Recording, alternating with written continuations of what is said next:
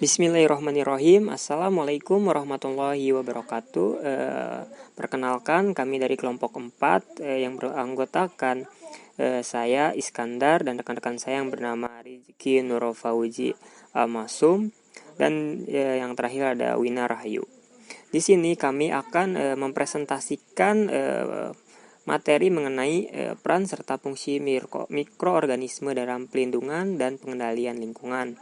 Munculkan subbab masalah lingkungan secara global, lalu ada penipisan ozon, UVB dan global warming, pencemaran udara, air dan tanah, dan yang terakhir ada peran mikrobiologis dalam pengelolaan lingkungan. Nah, untuk mengefisienkan waktu, langsung ke pembahasannya. Yang pertama yaitu bahwasannya masalah lingkungan secara global itu termaktub dalam Undang-Undang Nomor 23 Tahun 1997 yang dikatakan bahwasannya lingkungan hidup adalah kesatuan ruang dengan semua benda, daya, keadaan, dan makhluk hidup, termasuk manusia dan perilakunya, yang mempengaruhi kelangsungan kehidupan dan kesejahteraan manusia serta makhluk hidup lainnya. Nah, masalah lingkungan adalah aspek negatif yang muncul akibat aktivitas manusia terhadap lingkungan biofisik. Nah, untuk masalah lingkungan terbaru saat ini yang mendominasi atau mencakup perubahan yakni adalah iklim, polusi, dan hilangnya sumber daya alam. Untuk penipisan ozon, pertama kali itu ditemukan oleh Schonben pada tahun 1840, yang dimana ozon sendiri berasal dari bahasa Yunani yaitu ozein, yang berarti smile atau ozon itu adalah sebuah molekul gas yang terdiri dari 3 buah oksigen. Nah, untuk penipisan lapisan ozon sendiri itu merupakan salah satu isu kerusakan lingkungan di belahan bumi yang cukup krusial.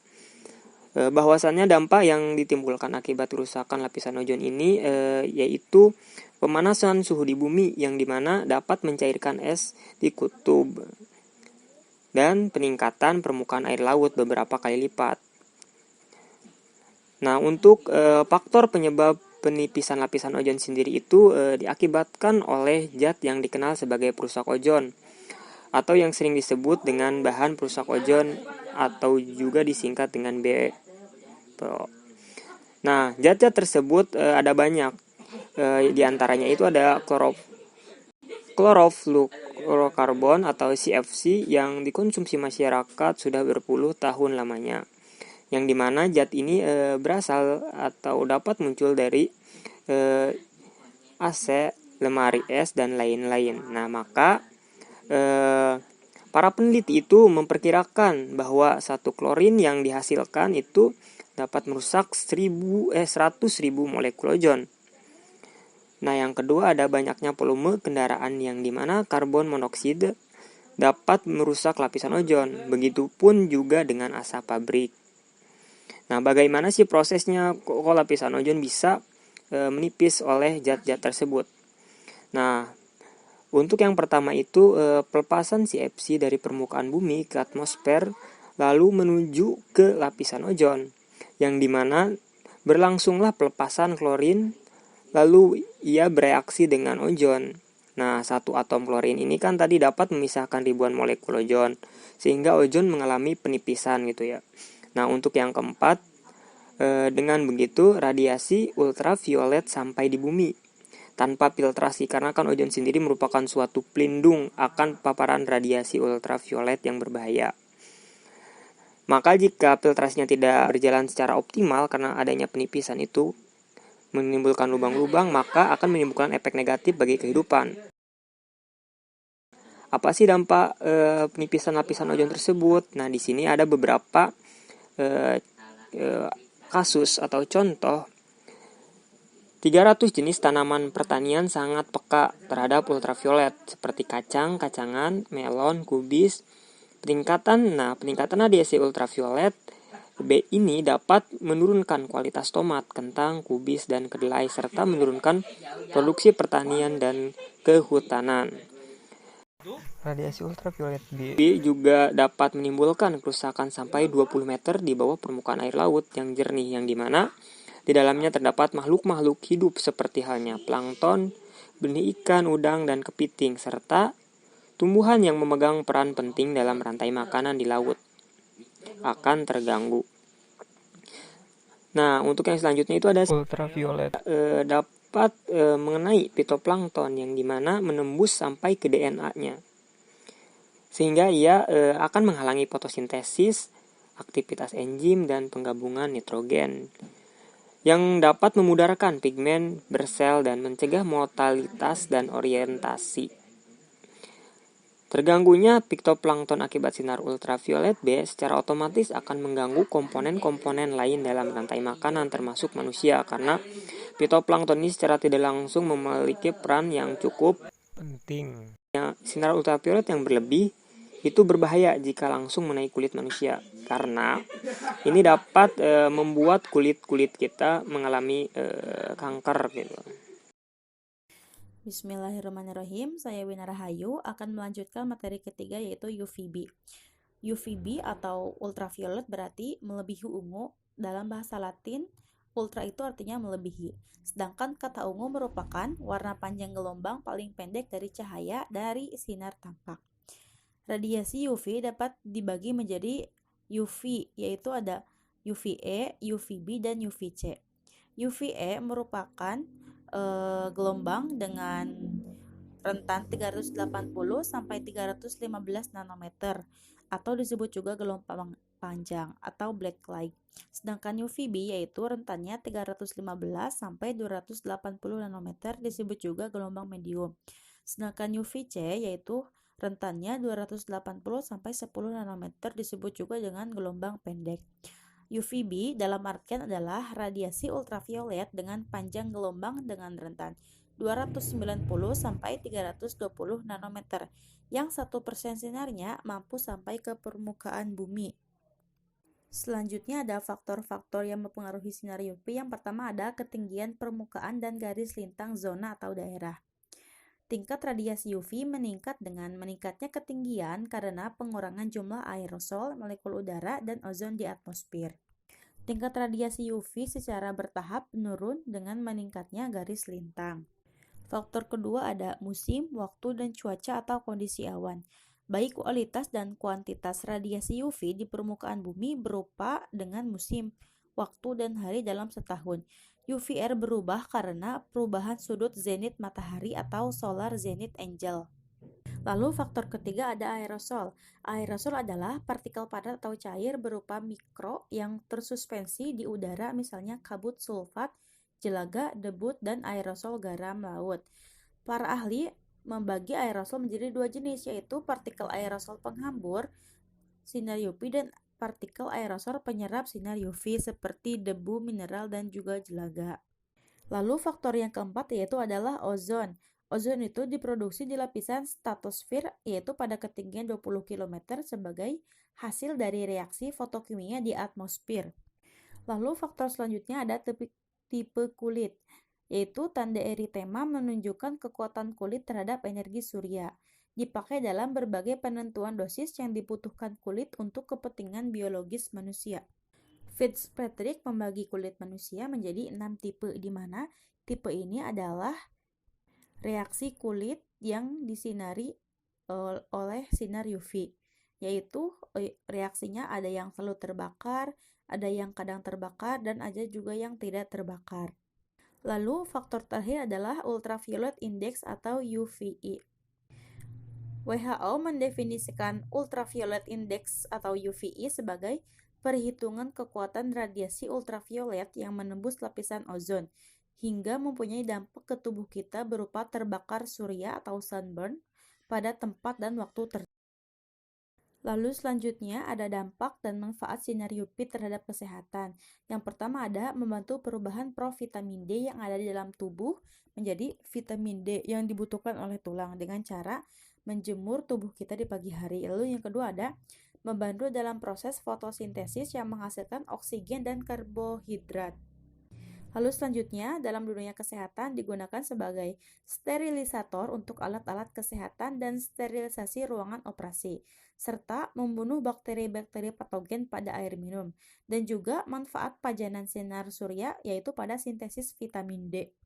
Lalu ada resiko pajanan sinar surya. Yang pertama ada pengaruh penurunan kekebalan tubuh atau imunosupresi dan juga pengaruh akut dari pajanan sinar surya.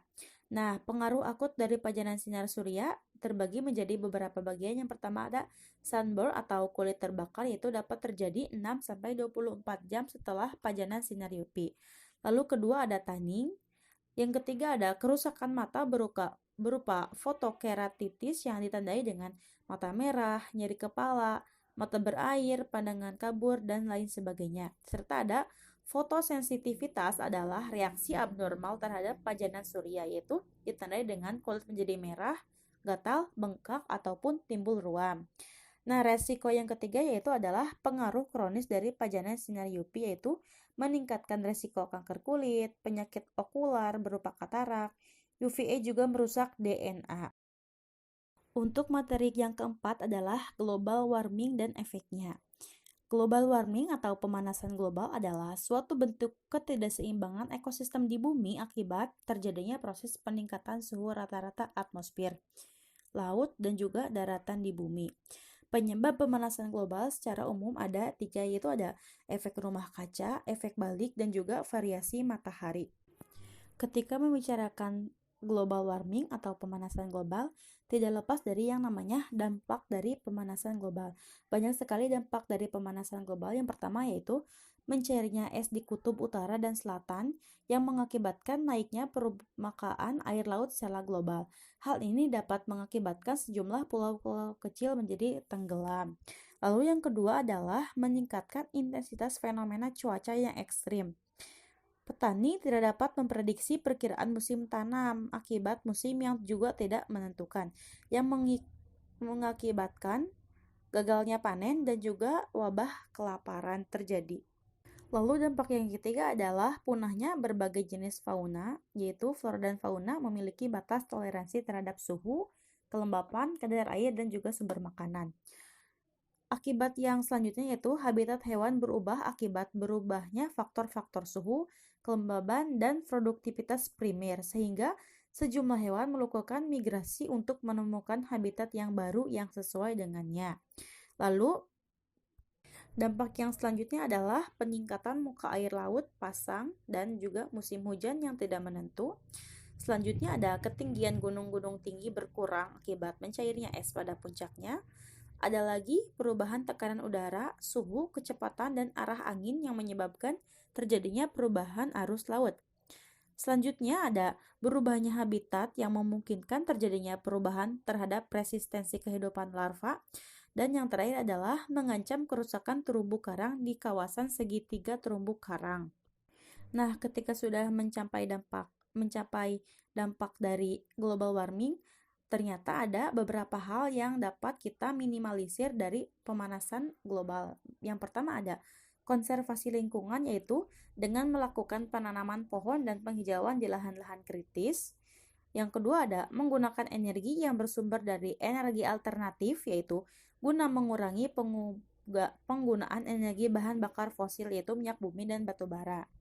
Selanjutnya ada daur ulang dari efisiensi energi, yaitu penggunaan minyak tanah untuk menyalakan kompor di ruangan menghasilkan asap dan jelaga yang mengandung karbon. Karena itu sebaiknya diganti dengan gas. Lalu upaya yang selanjutnya adalah upaya pendidikan kepada masyarakat luas dengan memberikan pemahaman dan penerapan atas prinsip-prinsipnya. Selanjutnya ada pencemaran air, pencemaran tanah, dan pencemaran udara. Yang pertama ada pencemaran air. Pencemaran air adalah suatu perubahan keadaan di suatu tempat penampungan air seperti danau, sungai, lautan, dan air tanah akibat aktivitas manusia. Danau, sungai, lautan, dan air tanah adalah bagian penting dalam siklus kehidupan manusia dan merupakan salah satu bagian dari siklus hidrologi.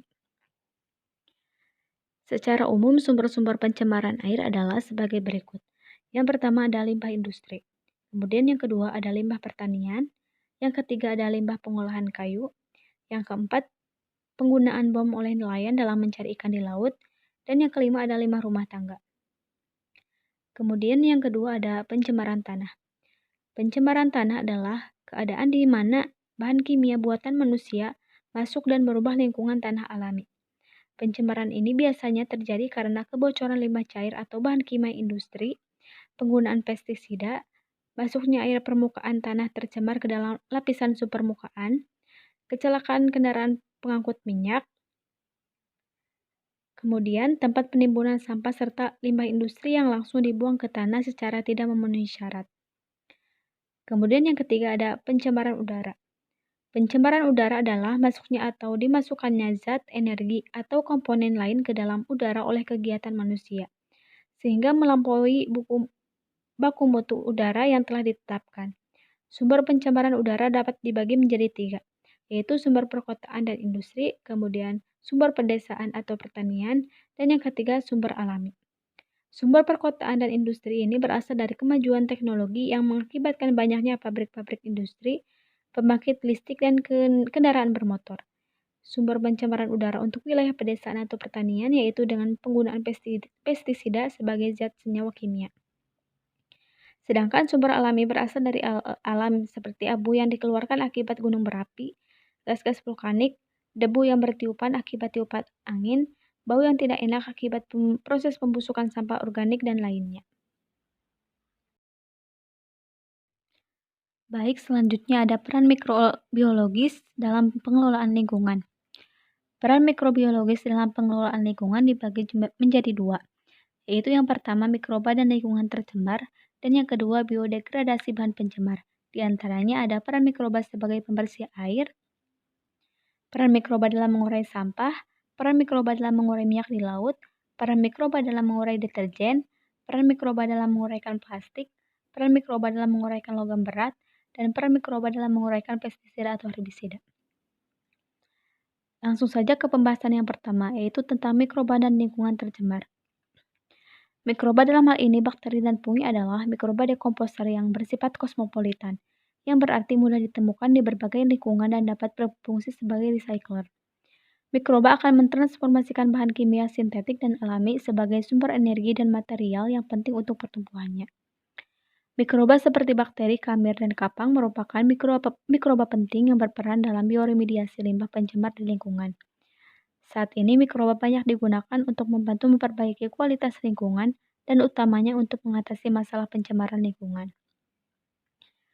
Kemudian yang kedua ada biodegradasi bahan pencemar, yang termasuk biodegradasi bahan pencemar di antaranya, yaitu yang pertama peran mikroba sebagai pembersih air. Bakteri dan mikroalga yang berada di perairan akan menyebabkan kekeruhan air meningkat, berubahnya warna air maupun peningkatan oksidasi. Peningkatan kekeruhan terjadi karena peningkatan jumlah mikroba. Mikroba meningkat karena makanan mikroba tercukupi yang dapat berasal dari bahan organik dari limbah yang ada di perairan. Kelompok mikroba yang terdapat di air, yaitu kelompok bakteri besi. Kemudian kelompok bakteri belerang yang mampu mereduksi senyawa sulfat menjadi H2S. Dan kemudian kelompok mikroalga. Yang kedua yaitu peran mikroba dalam mengurai sampah. Mikroba yang berfungsi sebagai dekomposer penting peranannya dalam mengurai sampah. Mikroba dengan kemampuannya mentransformasi bahan alam dan bahan kimia menjadi sumber karbon dan energi untuk memenuhi kebutuhan hidupnya. Parameter optimasi dapat berupa suhu, keasaman, dan medium pertumbuhan. Bila parameter diperhatikan, maka proses pembentukan kompos bisa lebih efektif. Pada proses pengomposan terjadi proses biokonversi bahan organik oleh berbagai kelompok mikroba heterotop. Mikroba yang banyak berperan dalam proses tersebut adalah bakteri, jamur, dan protozoa. Kemudian yang ketiga ada peran mikroba dalam mengurai minyak di laut. Proses degradasi yang dilakukan oleh bakteri alami memerlukan waktu yang relatif lama karena pengaruh faktor-faktor seperti konsentrasi bahan pencemar, keragaman populasi, aktivitas enzim, ketersediaan oksigen, dan suhu. Suhu optimal untuk biodegradasi adalah 30-40 derajat Celcius dan pH berkisar 6,5-7,5 dengan ketersediaan nutrisi, nitrogen, dan fosfor. Mikroba mengoksidasi minyak bumi menjadi CO2 dan bioproduk seperti asam lemak, surfaktan, dan biopolimer. Dengan demikian, mikroba dapat melakukan pembersihan tumpahan minyak. Setelah minyak dan air menyatu, selanjutnya bakteri dapat mendegradasi minyak.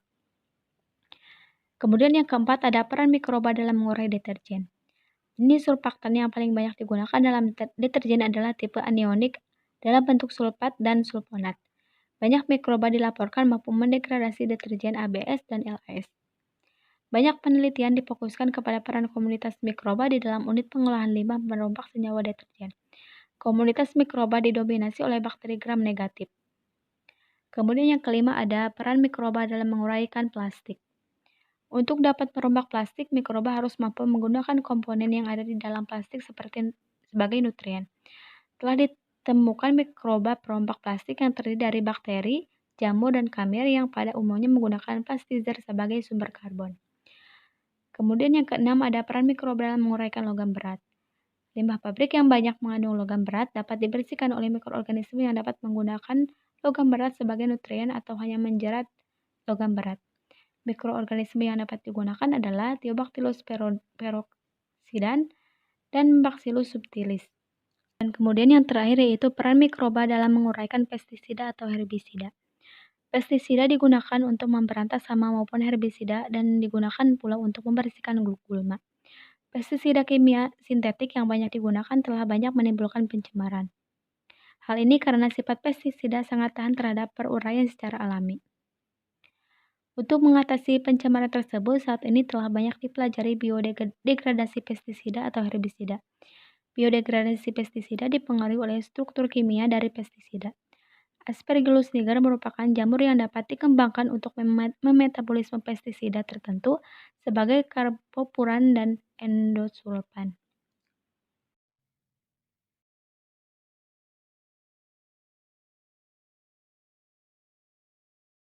Cukup sekian yang bisa kami sampaikan, kurang lebihnya mohon maaf.